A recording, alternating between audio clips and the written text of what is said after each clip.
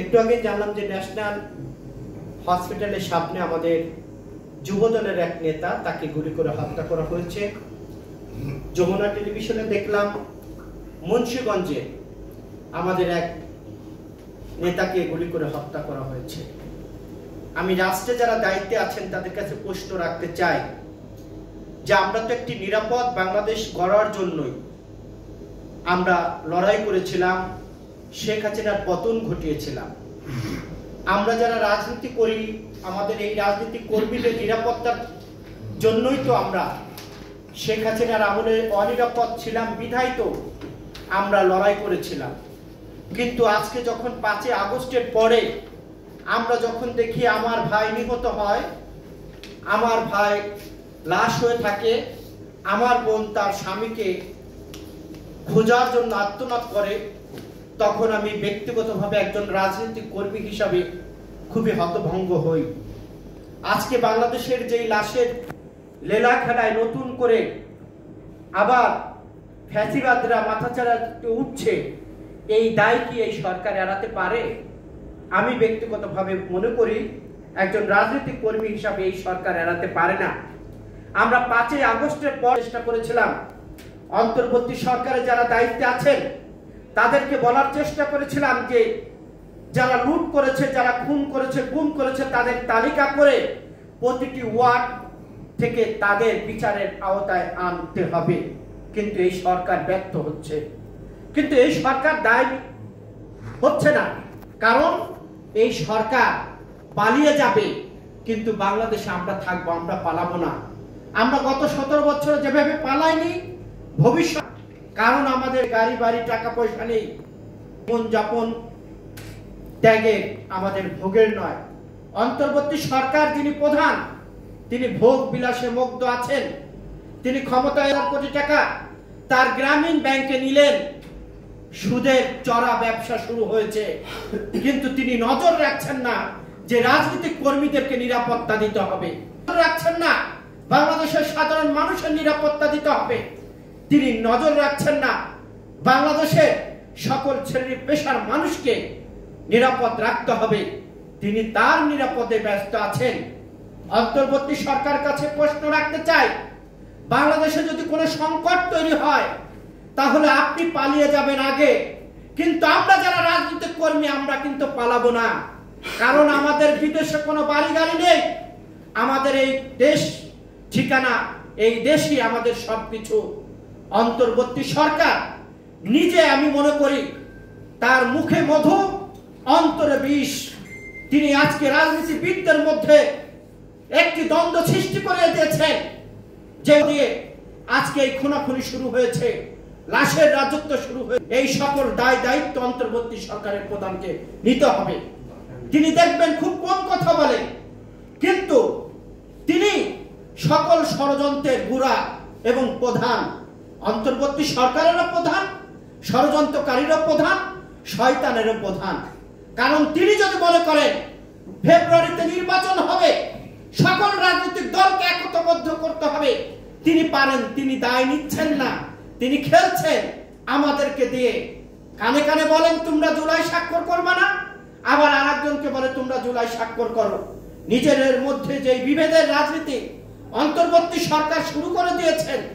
অন্তর্বর্তী সরকার প্রধানকে বলতে চাই, পৃথিবীর যেখানেই পালিয়ে থাকেন না কেন বাংলাদেশের মানুষ কিন্তু আপনাকে বিচারের কাঠগড়ায় দাঁড় করবে। আমরা জানি আপনি সম্মানী ব্যক্তি, আপনি অনেক সম্মানী ব্যক্তি, কিন্তু সেই নিজের সম্মান যখন নিজে ধ্বংস করছেন এই দায় কিন্তু আপনার, আমাদের না। আমি যে কথাটি বলে শেষ করতে চাই, আমরা দেখছি নবাগত রাজনৈতিক নেতারা বিএনপি নিয়ে নানান রকম কথা বলছেন। আমরা গত 17 বছরে দেখেছিলাম হাজা মাহমুদ প্রতিটি মুহূর্তে মিথ্যা কথা বলতেন, সেই তার নাম ডক্টর হাসান মাহমুদ। বাংলাদেশে গত 14 মাসে হাসান মাহমুদ অনুপস্থিত। একটি কথা মনে রাখবে, শূন্য স্থান কখনো ফাঁকা থাকে না, সেই শূন্য স্থান পূরণ করতে দিতে এসেছেন এনসিপির নেতা নাসিরউদ্দিন পাটোয়ারি। তিনি বলছেন বিএনপির মৃত্যুর ঘন্টা বেজে গিয়েছে। নাসিরউদ্দিন পাটোয়ারি সাহেব এরকম অনেক কথাই কিন্তু শেখ হাসিনা বলতো। শেখ হাসিনা সুরে কথা বললে বাংলাদেশে তার অস্তিত্ব থাকবে না, এটাই হলো বাস্তবতা। আমরা ঘুম থেকে উঠে দেখতাম শেখ হাসিনা গণভবনে বসে বিএনপি, খালেদা জিয়া, তারেক রহমানকে নানান রকম কুরুচিপূর্ণ কথাবার্তা বলতো। আমরা দেখছি সেই জায়গাটি আবার নাসিরউদ্দিন পাটোয়ারি জায়গা করে নিয়েছেন। তিনি হাসান মাহমুদের রোল পালন করছেন, তিনি শেখ হাসিনার রোল পালন করছেন। তিনি প্রতিনিয়তই বিএনপিকে নিয়ে বাজে কুরুচিপূর্ণ বক্তব্য দিচ্ছেন। আমি নাসিরউদ্দিন পাটোয়ারিকে যে কথাটি বলতে চাই, নাসিরউদ্দিন পাটোয়ারি সাহেব রাজনীতি শুক্রে 8 দিন এসেছেন। আমরা যতবার কারাগারে গিয়েছি, যতবার পলাপলি খেলেছি, তত কটা ভাতও আপনি খান নাই। উড়ে এসে জুড়ে বসে, গ্রামের একটি কথা আছে, ঝড়ে বক পড়ে ফকিরের কিরামতি ভরে। আমরা আন্দোলন সংগ্রাম করলাম, আমাদের রক্তের উপরে দাঁড়িয়ে অন্তর্বর্তী সরকার চেয়ারে বসে নানান রকম ষড়যন্ত্র করছে। সেই সুরে আবার নাসিরউদ্দিন পাটোয়ারিও বাংলাদেশের নির্বাচনকে বানচাল করার ষড়যন্ত্র করছে। নাসিরউদ্দিন পাটোয়ারি সাহেবকে বলতে চাই, বাংলাদেশে নির্বাচন হবে, বিএনপি ক্ষমতা আসবে, কিন্তু আপনারা পালাতে পারবেন না। ইতিমধ্যে আপনাদের গায়ে নানান রকম কাদা লেগে গিয়েছে। আপনারা কে কোথায় কোন রকম দুর্নীতি করছেন সকল আমলনামা জনগণের কাছে আছে। কাজে আপনি হাসান মাহমুদ আর শেখ হাসিনায় সাজেন না কেন? উল্টা পাল্টা কথা বললে বাংলাদেশে রাজনীতি সুস্থভাবে করা যায় না। বাংলাদেশের মানুষ কিভাবে এটার জবাব দিতে হয় সেটা হাসান মাহমুদ জানে, সেটা শেখ হাসিনা জানে। কাজে বিএনপিকে নিয়ে যে রকম কুরুচিপূর্ণ কথা বলছেন, একবার আপনার এনসিপির দিক তাকান। দুর্নীতি আর লুটপাটরা আপনাদের দলে এখন ভর করেছে। আমি যে কথাটি বলতে চাই, যে আপনি বলেন আওয়ামী লীগের কথা, আজকে আওয়ামী লীগ 13 তারিখে যে কর্মসূচি দিয়েছে, নিষিদ্ধ সংগঠন, এই কর্মসূচির বিরুদ্ধে বিএনপি রাজপথে আছে। আপনারাও নাই, জামাতও নাই, কেউ নাই। কাজে এনসিপি, জামাত সহ অন্যান্য রাজনৈতিক দল আওয়ামী লীগকে পুনর্বাসন করার ব্যস্ত হয়ে আছে। এনসিপিতে আমরা দেখেছি নিষিদ্ধ যুবলীগের নেতাও তিনি সেখানে নাম লিখিয়েছেন। সেই যুবলীগের নেতা বলছে রাজনীতির জায়গা নাই, রাজনীতি করার কোনো স্থান নাই, তাই এনসিপিতে যোগ দিয়েছে।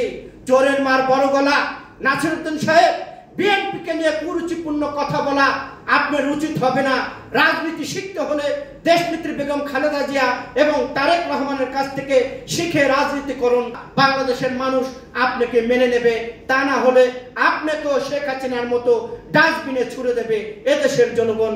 জানিয়ে আমি আমার কথা শেষ করছি। দেখা হবে রাজপথে, কথা হবে স্লোগানে। হয় লাশ না ইতিহাস। আল্লাহ হাফেজ।